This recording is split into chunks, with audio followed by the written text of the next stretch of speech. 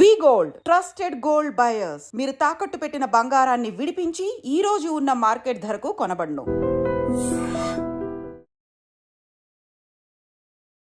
Hi hello నమస్తే, welcome back to iDream media. ఈరోజు మనతో ఉన్నారు సర్టిఫైడ్ ఫైనాన్షియల్ ప్లానర్ అయిన మాధవిరెడ్డి గారు. ముఖ్యంగా సాలరీడ్ పర్సన్స్ ఎవరైతే ఉంటూ ఉంటారో వాళ్ళందరూ కూడా ఎస్ఐపి ఎంత చేయాలి, ఎలా చేయాలి అనే ఒక ప్యాటర్న్ తెలియకుండా ఉన్నారనమాట. సో వాళ్ళందరి కోసం కూడా ఈరోజు ఈ ఎపిసోడ్. ముఖ్యంగా మీరు ఎక్స్పెక్ట్ చేసే రిటర్న్ ఆఫ్ పర్సంటేజ్ ఉంటూ ఉంటాయి కదా, ఇంత పర్సంటేజ్ వస్తే మాకు బెటర్ ఉంటుంది, ఇలా ప్లాన్ చేసుకోవచ్చు అని చెప్పేసి. సో అలా ప్లాన్ చేసుకోవాలి అనుకునే వాళ్ళందరి కోసం కూడా ఈ ఎపిసోడ్ పూర్తిగా చూడండి. Hi ma'am. హలో అండి. Ma'am, 2 things. జనరల్గా ఫస్ట్ ఇన్వెస్ట్ చేయడం, తర్వాత ఇన్వెస్ట్మెంట్ ఎక్కడెక్కడ చేయాలి, ఎలా చేయాలి అనేది. సో జనరల్గా ఎంత శాలరీ వచ్చేవాళ్ళు ఎస్ఐపి ఎంత చేయాలి, ఎలా చేయాలి చెప్తారు? అవును. సో చాలామంది మేము చూస్తున్నది ఏంటంటే, ఈ శాలరీ ఎంత పెరిగినా అంటే ఆయనకు 1 lakh శాలరీ వచ్చినా ఇంకా 10,000 పెడుతూ ఉంటారు. స్టెప్ అప్ చేయరు, ఇంక్రీజ్ చేయరు. అంటే వాళ్ళకి తెలియదు అనమాట. అంటే మన శాలరీ ఇంత ఉంటే మినిమం ఇంత పెట్టాలి అనేది కానీ మనం చెప్పేసాం అనుకోండి.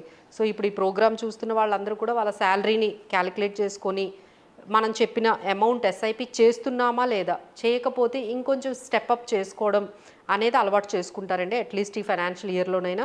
So will start with minimum ఒక 10,000 ఉన్నవాళ్ళు ఒక 500 అయినా చేయాలి. ఎస్ఐపి ఇప్పుడు స్టార్ట్స్ విత్ 500 ఆల్సో.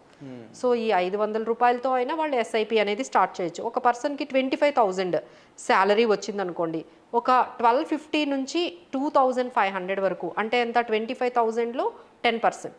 ఎవరెవరైతే 25,000 శాలరీ బ్రాకెట్లో ఉన్నారో వాళ్ళు 10% అయినా ఎస్ఐపి చెయ్యాలి, ఒక సేవింగ్ అనేది చేయాలనేది అలవాటు చేసుకోవాలండి.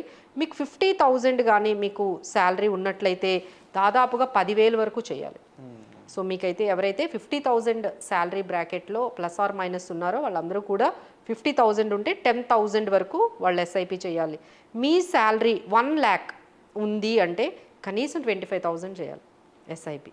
కానీ ఇక్కడ మేము చూస్తున్నది ఏంటంటే, వాళ్ళ 50,000 ఉన్న 1,75,000 ఈ బ్రాకెట్లో వాళ్ళు కూడా ఇప్పటికీ 10,000 చేస్తున్నారు. So that they need to increase అనమాట. ఎవరైతే ఇప్పుడు ఈ ప్రోగ్రామ్ చూస్తున్నారో వాళ్ళందరూ కూడా వాళ్ళ శాలరీ కానీ 1 lakh ఉంటే మీరు 10-15,000 సరిపోదండి, ఒక 25,000 అయినా మీరు ఎస్ఐపి చేయడం అలవాటు చేసుకోండి. అలానే ఎవరికైతే మీకు ఒక 2 lakhs వరకు మీకు శాలరీ ఉంది అంటే వాళ్ళు కనీసం ఒక 60,000 అయినా ఎస్ఐపి చేయాల్సి ఉంటుంది. అంటే ఆల్మోస్ట్ 30% వరకు చేయండి. సో అలానే ఎవరికైతే 3 lakhs ఉందో వాళ్ళైతే ఆల్మోస్ట్ ఒక 1 lakh వరకు ఎస్ఐపి చేయొచ్చు. సో ఈ విధంగా ఇప్పుడు మనం చాలా బ్రేకప్ ఇచ్చాము డిఫరెంట్ శాలరీడ్ పర్సన్స్ కంటే. రైట్ ఫ్రమ్ 10,000 నుంచి మనం స్టార్ట్ చేస్తే 10,000కి మనం 500 చేయొచ్చు, 25,000కి 2,500, అలానే 50,000 శాలరీ ఉన్న వాళ్ళకు 10,000, 1 lakh శాలరీ ఉన్న వాళ్ళకి 25,000, అలానే 2 lakh శాలరీ ఉన్న వాళ్ళకైతే ఒక 60,000, 3 lakh శాలరీ ఉన్న వాళ్ళకైతే ఆల్మోస్ట్ 1 lakh. సో ఇలా మీరు ఎస్ఐపీస్ అనేవి ప్లాన్ చేసుకుంటే మీ గోల్స్కి అనేవి సరిపోతాయండి. అదర్వైజ్ ఇప్పుడు ఏం జరుగుతుందంటే, మీ శాలరీ పెరుగుతూ ఉంటే మీరు మీ లైఫ్ స్టైల్ని అప్గ్రేడ్ చేస్తున్నారు, మీ లైఫ్ స్టైల్ని పెంచేసుకుంటున్నారు. అంటే కొత్త ఈఎంఐలు, ఎందుకంటే మీకు పే చేసే కెపాసిటీ ఉంది కదా, వెళ్ళడము, ఒక ఫోన్ తెచ్చుకోవడము, లేకపోతే వెళ్ళడము, టీవీ తెచ్చుకోవడము, ఒక ఈఎంఐ యాడ్ చేస్తున్నారు. శాలరీ పెరగగానే ఈఎంఐ యాడ్ చేస్తున్నారు. లేదు అంటే ఒక కార్ లోన్ యాడ్ చేసుకోవడము.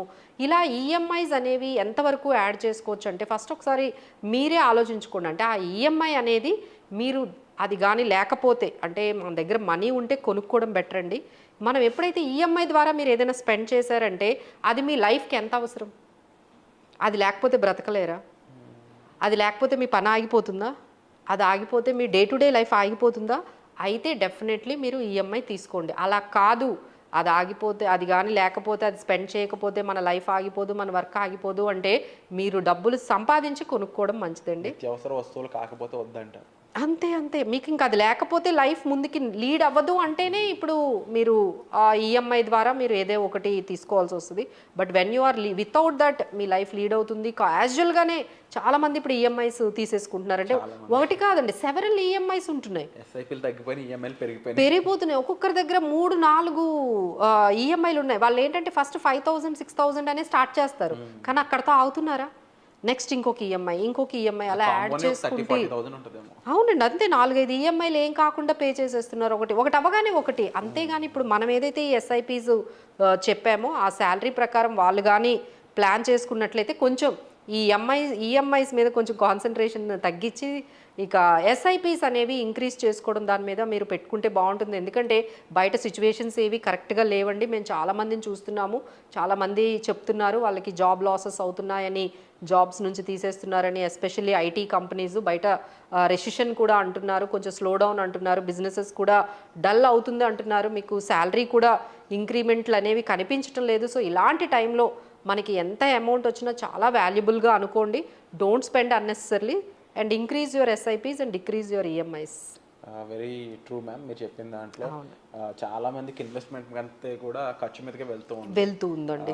లైబిలిటీస్ అనేవి ఇన్ ఫ్యూచర్ డేంజరస్ గా మారే ఛాన్స్. అంటే వాళ్ళు ఏమనుకుంటున్నారంటే ఈ రోజు వస్తున్న ఇన్కమ్ అది ఫర్ ఎవర్ అనుకుంటున్నారు. But income can stop any time. సడన్గా ఇన్కమ్ ఆగిపోవచ్చు కదండి. ఇప్పుడు చాలామంది ఐటీలో మనం చూస్తున్నాం 2 months తర్వాత మీరు జాబ్కి రావద్దు, ఈ లాస్ట్ 2 months మీ శాలరీ అంటున్నారు. మరి మీ 3rd month నుంచి ఎలా సర్వైవ్ అవుతారు? ఈఎంఐలు ఎలా పే చేస్తారు?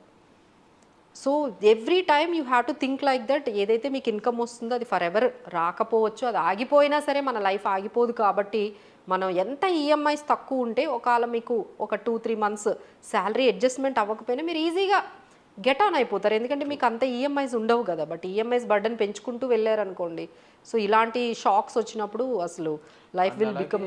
ఈ ఎస్ఐపి అనేది ఎలాంటి ఫండ్స్ లో లేకపోతే ఎలాంటి జానర్ లో ఇన్వెస్ట్ చేయడం ద్వారా ఎంత ఎర్న్ చేయొచ్చు అంటే ఎంత ఎక్స్పెక్ట్ చేయొచ్చు అట్లీస్ట్? అవునండి, అవును. సో చాలా మందికి ఇందులో డిఫరెంట్ అంటే స్కీమ్స్ ఉంటాయని చాలా మందికి తెలియదు. అంటే large caps, mid caps, small caps, వాటితో పాటు మనకి ఏంటంటే liquid funds, short term funds, guilt funds అవి కూడా ఉంటాయి. అంటే మన షార్ట్ టర్మ్ నీడ్స్కి, మనకి ఎమర్జెన్సీస్కి కావాలి అనుకుంటే మనం ఏం చేస్తాము, ఎక్కువగా సేవింగ్స్ అకౌంట్లో వదిలేస్తాం. ఒక 20,000 లేకపోతే ఒక 1,00,000 రూపాయలు అలా సేవింగ్స్ అకౌంట్లో వదిలేస్తారండి. బట్ అది కూడా మీరు లిక్విడ్ ఫండ్స్లో పెట్టుకుంటే సేవింగ్స్ అకౌంట్లో మీకు ఎంత వస్తుంది? ఇప్పుడు మళ్ళీ కొత్తగా ఇంట్రెస్ట్ రేట్స్ అన్నీ తగ్గించేశారు. ఎఫ్డీస్ మీద తగ్గించారు, సేవింగ్స్ అకౌంట్స్ మీద వచ్చే ఇంట్రెస్ట్లు కూడా తగ్గించేశారు. అదంతా మీరు గమనించండి. ఎందుకంటే ఆర్బీఐ రెపో రేట్స్ తగ్గించింది. సో మీ అందరికీ కూడా ఎఫ్డీస్ మీద, సేవింగ్స్ మీద ఇంట్రెస్ట్ రేట్స్ తగ్గించేశారు. మీకు అప్పట్లో వచ్చినంత రిటర్న్ అయితే రావట్లేదు. సో మీరు ఇలాంటప్పుడు ఏం చేయాలి అంటే మీరు లిక్విడ్ మనకి స్కీమ్స్ ఉంటాయండి, లిక్విడ్ స్కీమ్స్లో పెట్టుకోండి. మీకు 6% వరకు వస్తుంది. అదే మీరు అలా సేవింగ్స్ అకౌంట్లో వదిలేశారు అనుకోండి 2% వస్తుంది.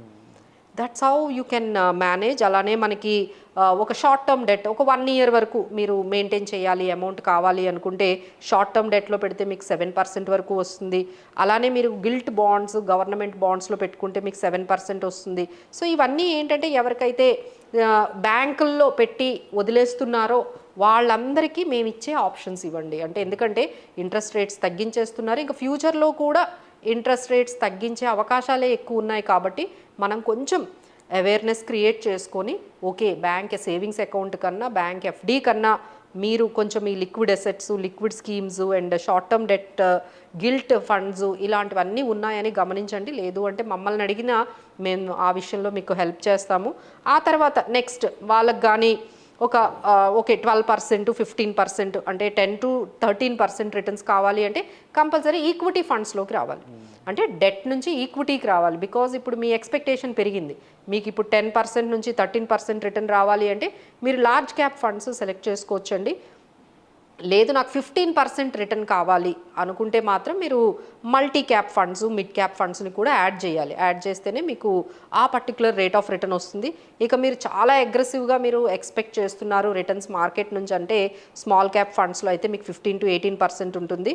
సో ఇలా మన రిస్క్ బట్టి, మన రిటర్న్ ఎక్స్పెక్టేషన్స్ బట్టి ఎలాంటి స్కీముల్లోకి వెళ్ళాలి అనేది మనం చెప్పాము. సో ఎవరికైతే ఈ ఎఫ్డీస్, ఈ సేవింగ్స్ అకౌంట్లో ఉన్నారో వాళ్ళందరూ కూడా liquid and gilt and debt స్కీమ్స్లోకి వచ్చేయండి. అలానే 13% ఉన్న వాళ్ళంతా large cap schemes and multi cap schemes and మీరు మిడ్ క్యాప్కి వచ్చేయాలి. ఇంకా వెరీ అగ్రెసివ్గా ఉన్నారు అంటే స్మాల్ క్యాప్ ఫండ్స్లో పెట్టుకోండి. బట్ ఎంత మనం రిస్క్ అంటే రిటర్న్ ఎక్స్పెక్ట్ చేస్తున్నామో రిస్క్ కూడా అంత ఉంటుంది. సో ఇలా కాదు, ఇవన్నీ మాకు కాదు అంటే మీరు డైరెక్ట్గా ఏ ఎక్స్పెరిమెంట్లు చేయొద్దు. చక్కగా మా దగ్గరకు వచ్చి అప్రోచ్ అయినా మేము మీకు పోర్ట్ఫోలియోని బాగా బిల్డ్ చేసి కన్స్ట్రక్ట్ చేసి ఇస్తాము. So that you can continue. ఇప్పుడు ఏమవుతుంది, మీరు ఇష్టం వచ్చినట్టు అంటే మీకు తెలిసినట్టు తెలియకపోయినా ఇన్వెస్ట్మెంట్స్ చేసేస్తున్నారు, ఆ తర్వాత డిస్కంటిన్యూ చేసేస్తున్నారు. ఎస్ఐపీస్ ఇప్పుడు చాలా వరకు డిస్కంటిన్యూ అయిపోతున్నాయండి. ఎందుకంటే వాళ్ళు ఏదో తెలియక స్టార్ట్ చేస్తున్నారు, ఆ తర్వాత వాళ్ళ ఎక్స్పెక్టేషన్స్కి రీచ్ అవ్వట్లేదు. మీ ఎక్స్పెక్టేషన్స్కి మీ రిస్క్కి మేనేజ్ చేసుకోలేక అది డిస్కంటిన్యూ అయిపోతుంది.